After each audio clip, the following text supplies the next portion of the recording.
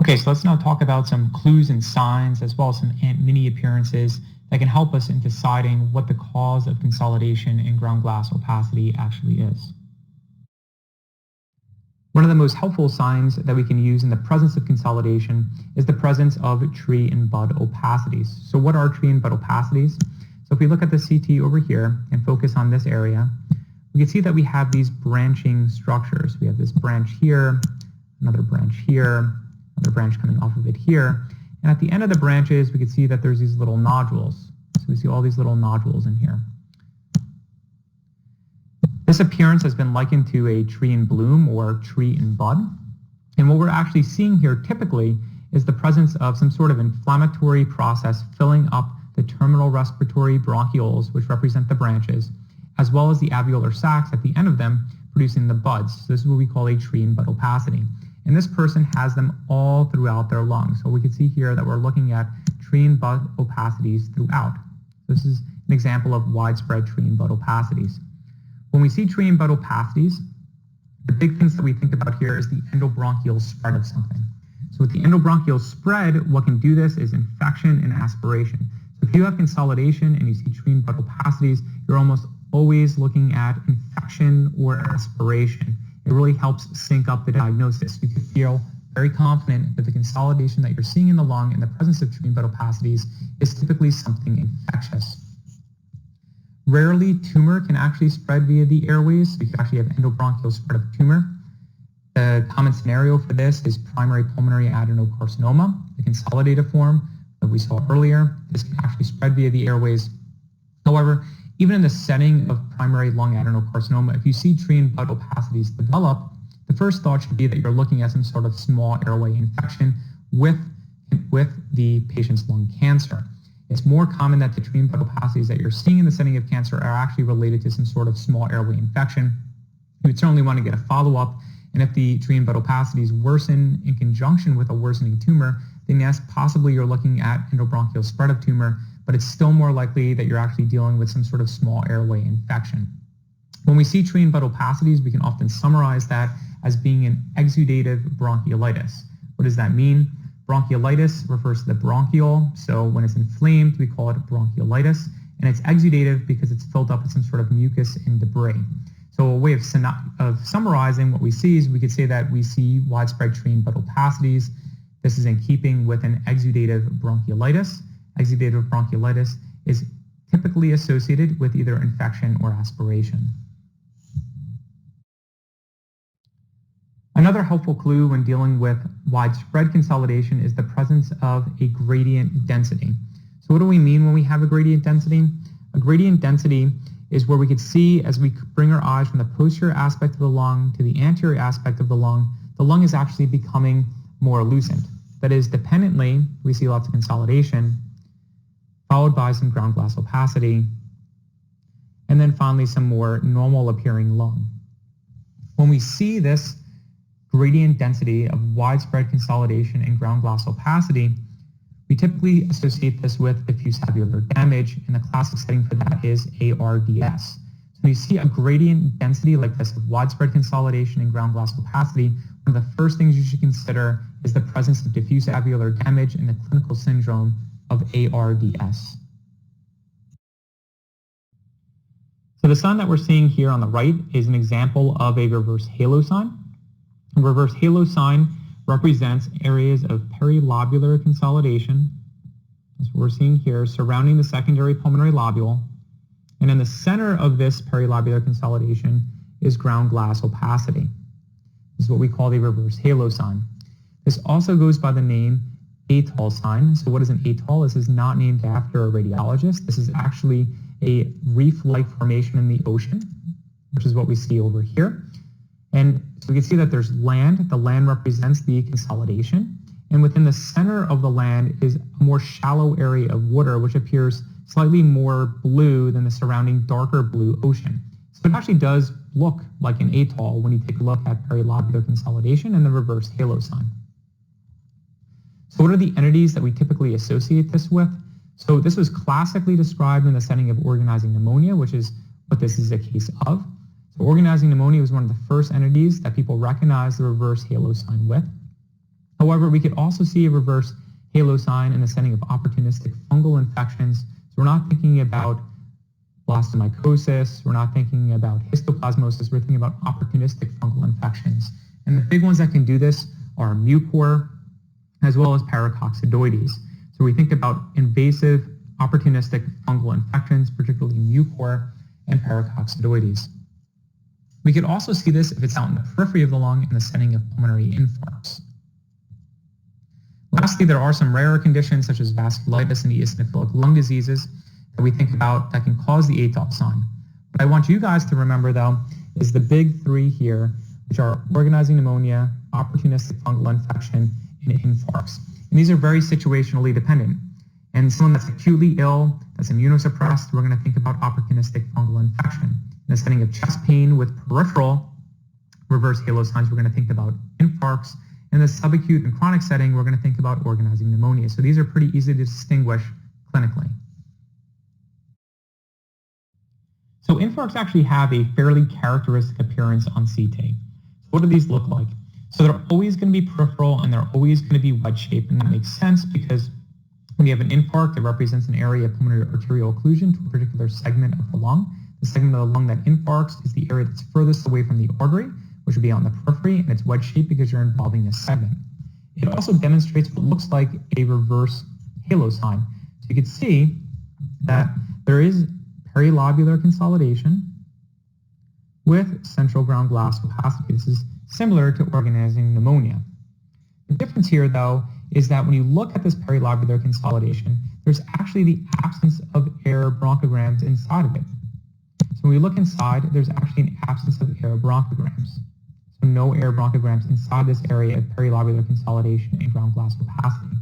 In addition, when we switch to soft tissue windows, which we see over here, in the center we see all these black bubbles. And this bubbly appearance on soft tissue windows is very characteristic for pulmonary infarct. A paper was written that talked about each of these signs, and they found that up to 90% of pulmonary infarcts can be accurately identified even in the absence of intravenous contrast with the presence of pulmonary emboli. So when you see this, even if it's a non-contrast CT, you have to consider that this is an infarct and recommend either a CTA of the chest to assess for pulmonary emboli, and if the patient cannot get contrast, you may want to recommend correlation with lower extremity Dopplers to assess for a DVT, which may be embolizing into the lung. When we have ground glass opacity and we see the presence of smooth septal thickening, we should first think about pulmonary edema. Smooth septal thickening we could see here on this image as this area of interlobular septal thickening. So all these lines in here, this represents smooth septal thickening. When we see this in the presence of ground glass opacity, one of the first things that you should think about is pulmonary edema. There are some additional causes of ground glass opacity plus the septal thickening, one being hemorrhage. Some infections can actually do this, as well as acute eosinophilic pneumonia. But the big one that I want you guys to remember, the thing that should come first to your differential, is pulmonary edema. Ground glass opacity plus smooth interlobular septal thickening like this should make us think about pulmonary edema. A sign that we frequently talk about in imaging of the chest is crazy paving. So what is crazy paving? Crazy paving represents areas of septal thickening within areas of ground glass opacity. So this is an example of crazy paving where we can see that there's large geographic areas of ground glass opacity, and in the center of the areas of ground glass opacity are areas of smooth septal thickening. This is what we say would be crazy paving. So crazy paving was first described in the setting of protein alveolar proteinosis. This is a disorder that's characterized by the accumulation of lipoproteinaceous material within the alveolar sacs. It has three forms. There's an congenital, an idiopathic, as well as an acquired form. It produces chronic shortness of breath, and it's one of our causes for chronic ground glass opacities in the lung. When we see protein alveolar proteinosis, it usually will produce these geographic areas of crazy paving throughout the lung parenchyma. And this is what this was a case of. This is a case of protein alveolar proteinosis. So we first see crazy paving, when crazy paving was first described, it was described in the setting of protein alveolar proteinosis. However, we now know that crazy paving essentially has the exact same differential diagnosis as acute and chronic ground glass opacities. If this person had a history of HIV and was acutely ill, this could certainly be PCP pneumonia. If they had a recent episode of binge smoking, this could be acute eosinophilic pneumonia. If this was dependent and located in the lower lobes and they have a history of scleroderma, this could easily have been NSIP. So the differential for crazy paving is pretty broad. It's typically the same differential diagnosis that we use for acute and chronic ground glass opacity. But what you should know about it is that it was classically described in the setting of protein alveolar proteinosis.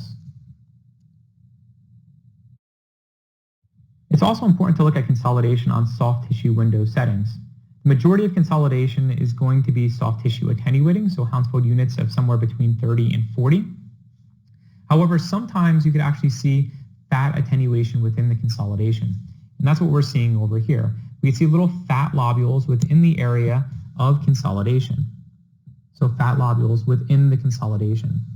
When we see that, this is almost always due to lipoid pneumonia. So what is lipoid pneumonia? Lipoid pneumonia has two different types. There's endogenous and exogenous. The most common type is exogenous lipoid pneumonia. Exogenous lipoid pneumonia occurs in people that take mineral oils for constipation, and then they aspirate them down into their lungs, causing areas of consolidation, and the consolidation attenuate fat because of the oily fatty substance. There's also endogenous lipoid pneumonia. Endogenous lipoid pneumonia occurs in the setting of chronic airway obstruction, and it's due to the accumulation of these foamy macrophages within the area of post-obstructive change. In either case, when you see consolidation, you always want to look at it on soft tissue windows to look for the presence of either fat or hyperattenuating material. If you see fat, you want to think about lipoid pneumonia. So now what about the setting of hyperattenuating ground glass opacity or consolidation? So the opposite. So one big thing that we could think about here is the presence of metastatic pulmonary calcification. So what is metastatic pulmonary calcification? This is classically seen in people that have long-standing renal disease and problems with calcium and phosphate metabolism. You get deposition of calcium salts within the lung, typically in the upper lobes, and the calcium deposits often are centrilobular in distribution. And this is what we see in the case on the left. We can see that there are areas of centrilobular nodularity within the lung parenchyma. And when we go to soft tissue window settings, they're actually calcium density. And this is an example of metastatic pulmonary calcification. Another entity that can do this is amiodarone drug toxicity. Amiodarone can actually cause a variety of lung injury insults. It can cause diffuse alveolar damage. It can cause fibrosis within the lung, producing a usual interstitial pneumonia pattern. However, it can also produce these areas of hyperattenuating consolidation. And that's what we see in this case on the right. We can see that on the lung window settings, it just looks like there's some consolidation within the lung. One could think that this is potentially related to a pneumonia in the correct clinical setting.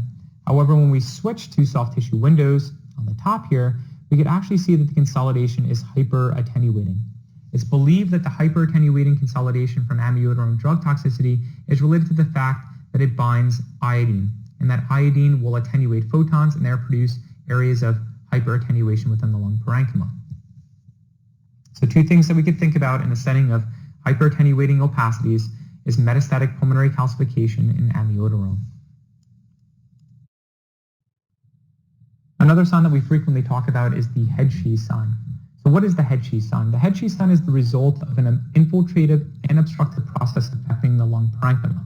The infiltrative process will produce areas of consolidation as well as ground glass opacity.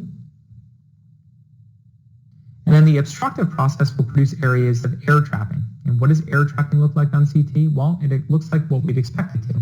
It's areas of hyperlucent lung. There's too much air affecting areas of the lung parenchyma, and we could see that here. So we can see that there's areas of hyperlucency within the lung parenchyma. When we see areas of consolidation, ground glass opacity, hyperlucent, as well as normal lung, we term this the Headcheese sign. So the question is, what is Headcheese? Headcheese is actually a delicacy, although in my opinion it's pretty disgusting. So it's a combination of different parts of the pig in this gelatinous substance. So you can see here with this is an example of Headcheese. there's all these different densities within this jelly-like substance. And this has been likened to what we see on CT with areas of differing densities: consolidation, ground glass opacity, normal lung, and hyperlucent lung. The Headcheese sign is classically associated with hypersensitivity pneumonitis, though it also has been reported in the setting of mycoplasma and some viral pneumonias.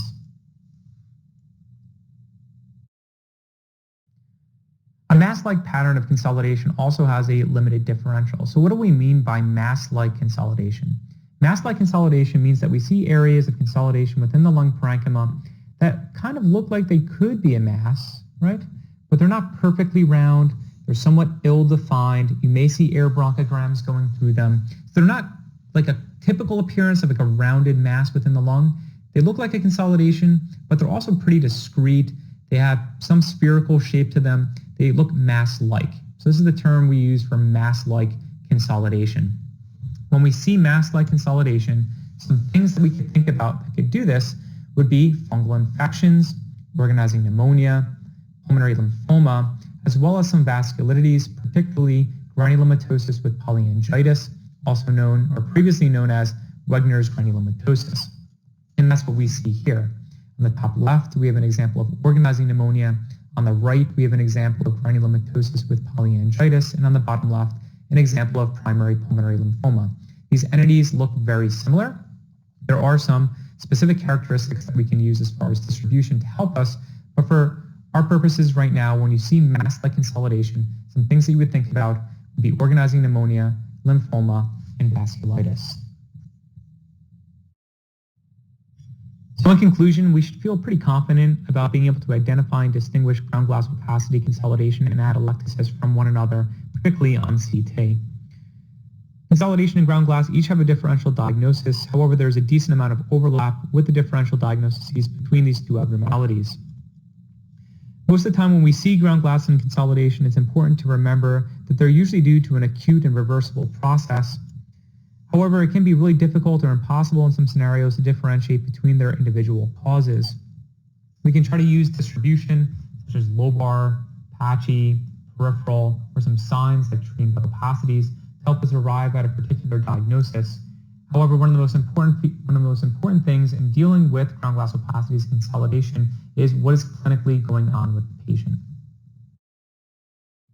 If you have any questions, I can be reached via email. Thank you for listening.